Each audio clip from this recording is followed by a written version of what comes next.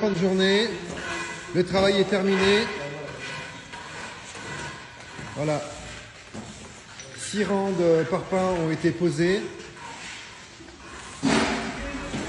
Voilà, donc c'est plutôt un bon travail pour une première fois, pour des CAP en première année. C'était leur première journée, donc ils travaillaient par équipe de 2, ils avaient chacun un mur à réaliser, donc une personne là, une personne sur le retour.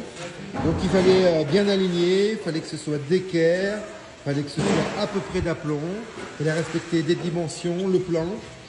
Donc voilà, c'était une grande première pour eux, premier jour d'atelier. Il y a même eu du coffrage ici de réaliser. Là ici il y a un pilier en briques.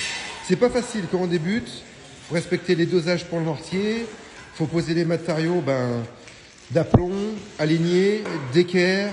Et il faut respecter aussi le croisement. C'est quelque chose qu'on a tendance à oublier, mais il faut que la maçonnerie soit croisée. Si c'est pas croisé, ça ne marche pas, ce ne sera pas résistant. Donc le premier rang est pareil que le troisième rang. Et le deuxième rang est pareil que le quatrième rang. Et ainsi de suite. Comme ça permet d'avoir un croisement. Et on commence par poser toujours les parpaings à l'angle. C'est l'angle qui va définir, c'est l'angle qui sera la référence.